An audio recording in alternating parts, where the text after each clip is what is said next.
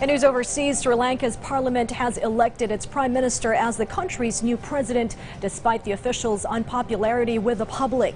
In the meantime, Ukraine's first lady arrives in the United States to address lawmakers and discuss continued support for the war-torn country.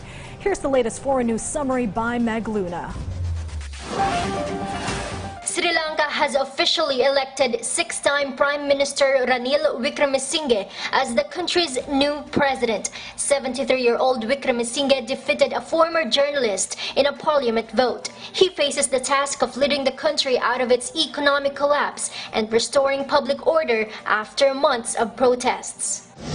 Ukraine's First Lady Olena Zelenska has arrived in the United States. She was welcomed by none other than U.S. President Joe Biden and First Lady Jill Biden. Zelenska is expected to address U.S. lawmakers and discuss continued support for the war-torn country.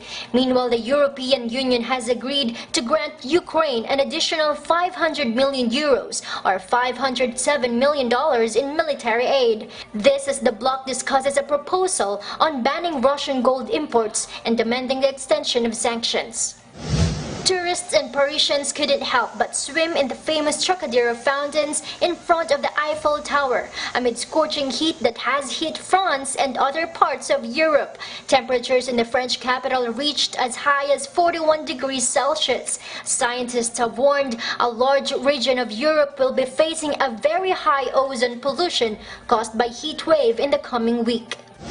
In other news, the world's largest digital camera with a resolution of 3 billion pixels is being developed on a remote mountaintop in Chile. The camera, funded by the U.S. government, will record images of the entire universe in motion in a span of 10 years. It will help probe two scientific mysteries, dark matter and dark energy. Meg Luna for The Nation.